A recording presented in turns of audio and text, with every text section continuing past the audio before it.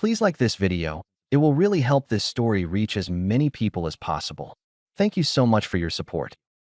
When I walked in that night, same as every night, the house met me with a wall of quiet. The kitchen light was on. The casserole dish was clean on the rack. Photos on the fridge. Us at the lake. Thanksgiving with my folks. Her arm looped through mine. Watched me like props on a set. She sat at the table scrolling, a glass of water, hair pulled up, face blank. Hey, I tried.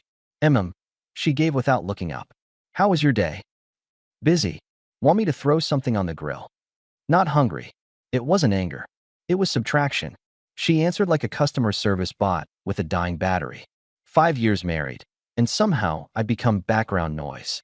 I cleared plates that weren't dirty and brewed tea she didn't touch. I told myself it was a season, too much on her plate at work. That's what a man does, give slack when the rope is tight. If I'd known where it was headed, I'd have changed course 2 months earlier. I planned a weekend at the cabin anyway. We could use the break, I offered, setting the printed confirmation by her elbow. She flicked a glance. I've got deadlines. I'll move it. Next month. Don't plan me, she said, and stood up. The chair legs tapped the floor like punctuation. She walked down the hall. The bedroom door clicked. That sound had started to feel like the house closing its throat around me. I rinsed the tea, tossed the printout, and wrote myself a note. Stop offering what isn't wanted. First rule taught itself that night. The next afternoon, I adjusted my own schedule. I started leaving the office early 2 days a week to run the house the way I liked it. Laundry folded, food prepped, trash out, small things done without a speech. If she noticed, she didn't say. If she didn't notice, that told me its own story. I cut one automatic transfer from our joint account. No drama. Just moved my overtime pay into a separate savings. Clear mind needs clear lines. 2 days later, her little sister rolled up the driveway with a duffel and a smile you could hear from the porch. Ava was younger by 4 years, receptionist at a dental clinic, the kind who always calls things as she sees them. I liked her more than I liked her filter. Guest rooms made, I told her as I carried in her bag. Stay as long as you need. Just a week, she said. My building's redoing the plumbing. It smells like a swamp. Glad you're here, I added, and I meant it. Maybe a third body in the space would knock the frost off. At dinner, takeout containers, my roast potatoes, her salad untouched. Ava watched the air between us like it was a puzzle. You guys good? She tossed out, casual enough to pass. We're fine. My wife cut in, stabbing a fork at the bowl. Just tired. I shrugged. Long month. Ava glanced between us. Okay. Just okay. Later, when my wife went to shower, Ava leaned against the doorway where I was loading the dishwasher. You don't deserve to be treated like a coat rack, she said. You're a good man. Very good. I dried my hands. Thanks, I gave her. No smile. No invitation. I closed the dishwasher and left the room before the compliment thought it could move boxes in. The next morning, I made breakfast like nothing happened. Eggs, bacon, avocado, toast. I put a plate in front of my wife. I'm not hungry, she murmured, eyes on email. It'll wait, I told her. Eat it whenever. She picked up the toast as if to be nice and set it down like it burned. Ava ate like a champ, made tiny appreciative noises, then offered to wash up. I waved her off and headed for the garage. The shelf in the garage had been loose for weeks. I grabbed my drill and set the new anchors. Sawdust dusted my forearms. Ava wandered in with a glass of water for me and hovered. When the bit stopped spinning, her hand touched my shoulder, light, like a cat testing a windowsill. If I had a man who shows up like you do, she said softly, I wouldn't look bored at the table. I stepped aside. Hey, don't do that. I set the drill down. I love your sister. However she's acting, that's our business. Keep some distance. No problem, she nodded, eyes steady. Just saying what I see. You're not wrong about the treatment, I added. But there's a line. Respect it. Got it, she said, and left me with the drill's weight feeling lighter than the room. That evening my wife came home earlier than usual. She watched me chop vegetables. I saw you move the cabin reservation, she threw out. I did, I answered. You said not to plan you. She hesitated. I could maybe do one night next month. If work calms down. That's nice, I said, not selling it. We'll see if it fits my calendar. She blinked like I'd spoken a different language. Your calendar? I'm not scheduling around a maybe anymore. I plated the chicken. Eat. I had a late lunch, she said. Then, after a beat, the eggs yesterday were good. I glanced up. It was the first kind sentence in weeks, and she served it like a crumb to see if I'd fight the dog for it. Thanks, I said, and put the plate in the fridge for later. She lingered, then disappeared with her phone. That was my first note of change, if you can call rearranging lawn chairs on a sinking ship change. 2 days later, I stopped at a small corner cafe for a large coffee to go. The bell chimed when I walked in. The place smelled like cinnamon and steamed milk. I was pulling cash when I froze. In the back corner, behind a fake plant, my wife sat with a man I recognized from her office barbecue. Clean haircut. Watch that costs more than rent. She leaned in, elbow on the table, laugh rolling out like she'd found oxygen. Her fingers brushed his sleeve like it was a joke that needed punctuation. His eyes tracked her face the way men do when they're not thinking about budgets or dishes. I watched for a count of 5, 6. Their knees were too close under the table. Her face, alive in a way I hadn't seen at home in months, made the coffee stick in my throat.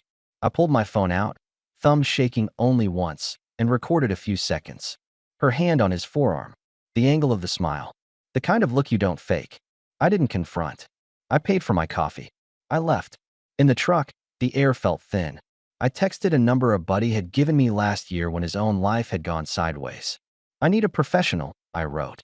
Quiet and thorough. He sent me a name, and 2 hours later a soft-voiced man with a boring face met me in a strip mall office and explained his process. Keep your routine. Don't change anything, he told me. Don't tip your hand. I'll handle the rest. You'll get what I need? I asked. You'll get clarity, he said. And clarity will tell you what to do.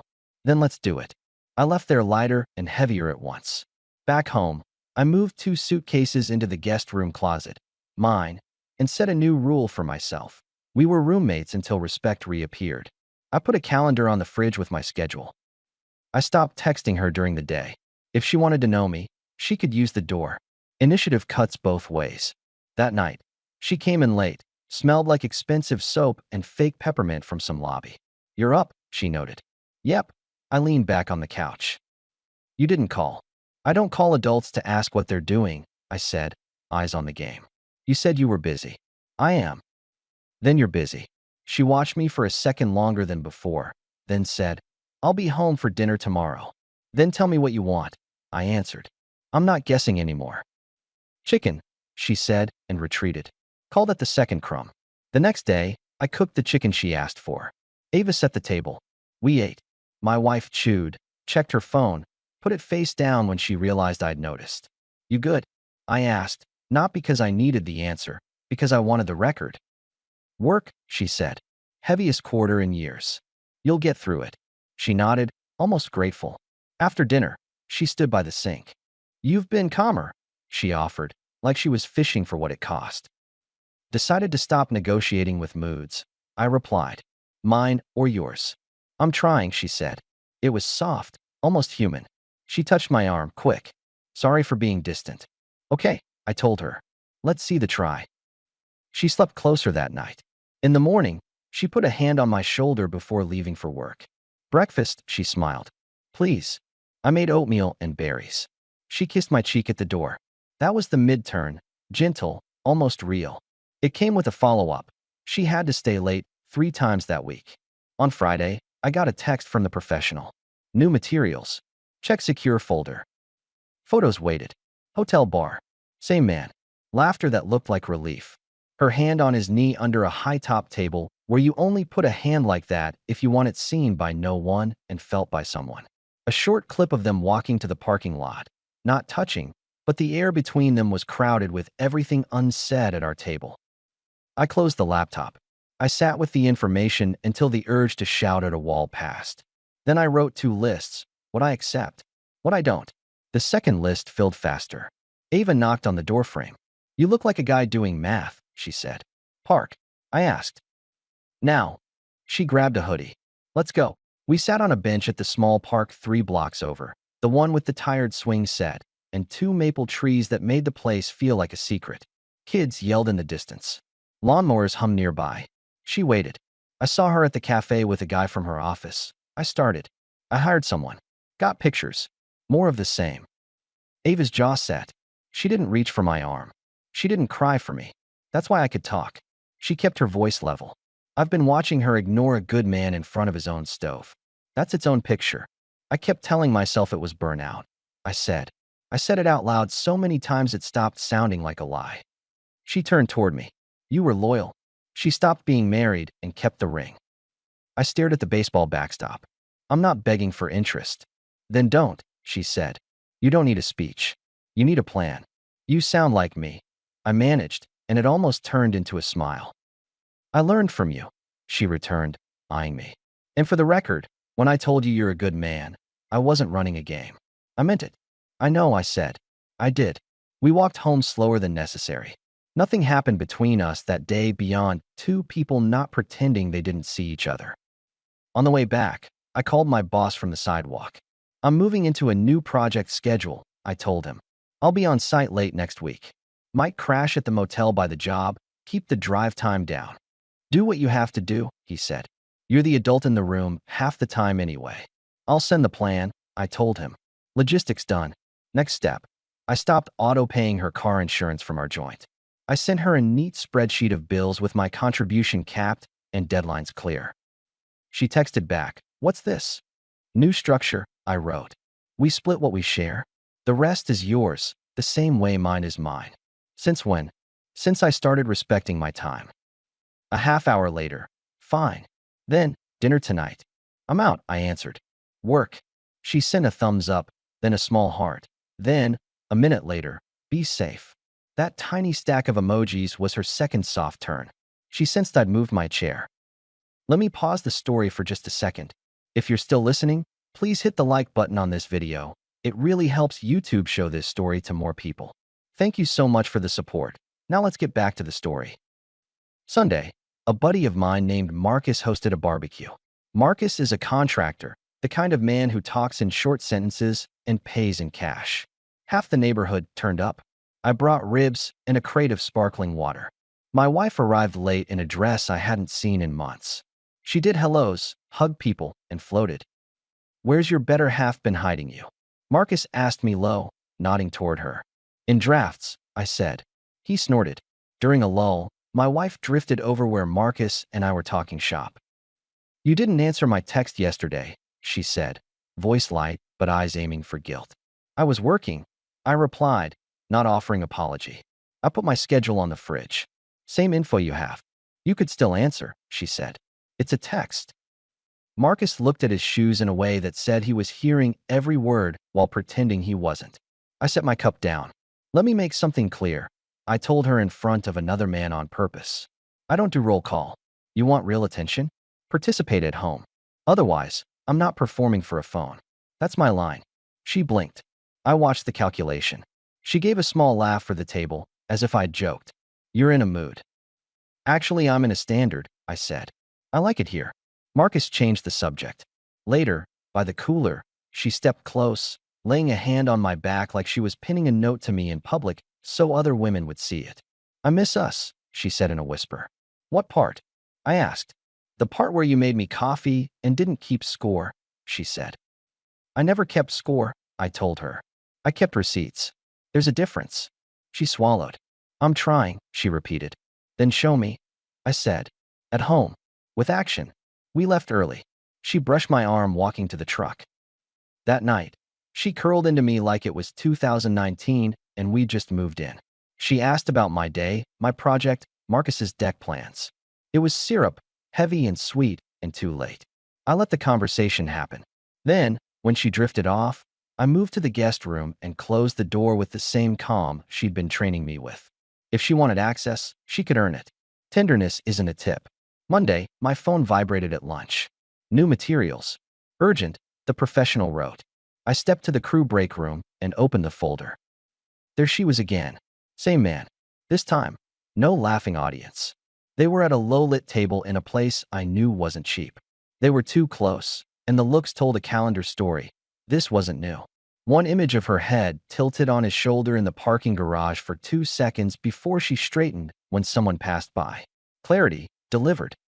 I emailed the professional for a complete report and told him I'd pick it up hard copy when ready. On the way out of the office, my foreman, a gruff 50-year-old named Dan, caught me.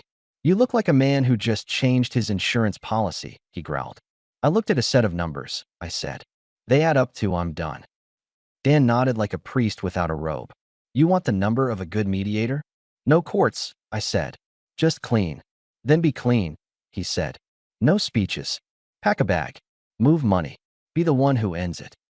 "I am," I answered, and drove straight to a notary. Signed what I needed to sign. Then to the professional's office for the folder. He slid it across the desk without commentary. "Next step?" he asked. "I'm going to give her an opportunity to be honest." I stood. "Then I'm going to be finished either way." At home that evening, I grilled 2 steaks and a portobello for Ava. We ate in the backyard. My wife smiled like we were a magazine layout. She reached for my hand in front of Ava. That was the second change, upgraded edition. Too much sweetness poured on burned toast. "Hey," Ava greeted as she took her plate. "You look bright." "Work went well," my wife chirped. "I might be up for that cabin weekend after all." I cut the steak. "It's off the table," I replied. "What?" "What?" "Because I don't hold spots open for people shopping." "Shopping?" She laughed, small and sharp. "Okay." She turned to Ava. "You seeing anyone?" she asked, too loud.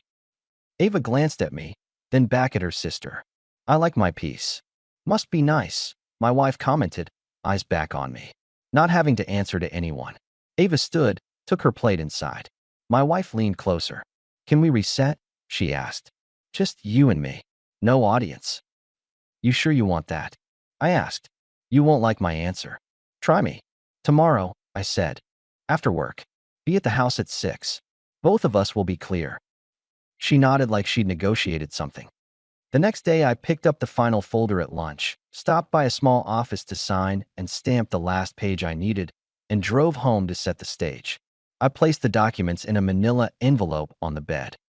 I put my ring on top of the envelope. Then I did a last pass through the house like a man checking his tools. Clothes already in the guest room, essentials packed, passwords changed, joint bills separated and printed. At 5:55, I heard her voice from the bedroom. "Light. Teasing. You're terrible," she laughed into her phone. "No, don't." A private laugh I hadn't heard since our early days. I stepped in. She looked up, thumb jabbing the screen to end the call. The color drained, then rushed back. "It was work," she started. "A dumb project thing." I placed the envelope on the bed beside her. "Open it." She lifted the flap, flipped through the pages, and the mask fell clean off. "You can't be serious," she burst. "This is insane. You're overreacting to this is just you took pictures." "I didn't take anything," I replied. "You built a separate life and left the door open." "I just walked by." "It's a friend," she pushed. "He's helping me with a promotion. We have coffee. That's it. He has your full attention. I haven't had that in months. The rest is proof I don't need to read out loud." "You won't win," she shot, anger shading into panic. "You won't make anything stick. You'll look ridiculous. Everyone will." "This isn't a court," I interrupted. "This is my house. My standards. My time." She breathed hard, paced 3 steps, turned, shoved the papers back at me. They slid across the bedspread. "You want to throw away 5 years because I had coffee with a friend?" "I'm not throwing anything," I answered, steady. "I'm taking what's left of my respect and leaving with it." "What about your vows?" she flung at me. I looked at the photographs on the dresser. Us at the lake, my arm around her, the casual ease. "They had an asterisk," I said. "Unwritten but real. Keep the door closed to anyone who wants what we have." "You took the asterisk out and pretended no one would notice." She stared at me, swallowed, and then did what cornered people do. Tried the soft move. She sat on the bed, head down, voice small. "I'm lost," she whispered. "I don't know why I've been so numb." "You're good. You do everything." I messed up. Can we go to counseling? Can we take a week? Can we?" "You had a month of weeks." I cut in. "I offered distance, time, patience, clarity. You used it for something else. So that's it. You're breaking up our family because you got your feelings hurt." "No," I said. "I'm changing my life because I'm done being someone's plan B while they keep plan A laughing in a corner booth." She went quiet. Then she grabbed a pen. "Fine," she spat. "If you want it clean, be careful what you ask for. You'll regret it." I slid the pen across the page where her name belonged. She signed with a hand that shook with fury she had no place to put. When she was done, she threw the pen like she thought it might stick in the wall. It bounced. "I'll be at my sister's," she said, voice like ice. "Tonight. Maybe she'll enjoy playing house with her favorite guy." "She's a guest in my home," I replied. "And she's been more respectful than you in your own kitchen." "Of course." She grabbed a bag, scooped a few items, and marched out. The door slammed. The house trembled and settled back into quiet that didn't feel hostile anymore. It felt empty the way a room feels after junk removal. I slept like a person who'd waded to shore. The morning after everything was signed and stamped, I made coffee for one and sent 2 texts. Locksmith at 10, moving truck at noon for the furniture I chose to keep. At 11, the door flew open and my wife came in without knocking. Her hair was undone, eyes hot. "Why are you smiling?" she demanded. "You look like a guy who won a raffle." "Because I'm done negotiating my own worth," I answered. "And because I can finally be with someone who sees me." Her mouth fell open, then snapped shut. Who? Who is she?" "You can't." Ava stepped into the room behind me, common jeans and a plain tee. She came to my side and slid her arm around my waist. Then she raised her left hand and let the small, clean ring catch the light. "We're getting married," she told her sister, voice steady and bright. No gloating, just fact. My ex stared at the ring, then at me, then at the ring again. "You too." You're disgusting," she sputtered, finding the ugliest word she could that still fits daylight. I looked at Ava, then at the woman I used to cook breakfast for. "We didn't start this in shadows," I said. "We started with conversations on a park bench when I realized the only person who actually heard me lived in my guest room. We waited until paperwork was signed. We waited until I was free." "That's not possible," she argued, stepping back like she'd been splashed. "You can't just go from." "From what?" I asked. "From being ignored in my own house to being seen? You'd be surprised how fast a man moves once he stops pretending cold is weather." "You're both insane," she said, backing toward the door. "Everyone will know what you are." "Everyone already knows what I am," I told her. "A man who sets a boundary and lives with it. I'll take that measurement all day." She pointed at Ava. "You'll regret this. He'll leave you too." Ava answered before I could. "If I stop respecting him, I hope he does," she said. "That's how grown-ups avoid wasting years." My ex looked around like the walls might throw her a rope. Nothing moved. I walked to the door and held it open. "You're not invited to the wedding," I added, casual as if mentioning the weather. "Take care of yourself." She stood there like she might say something worth hearing.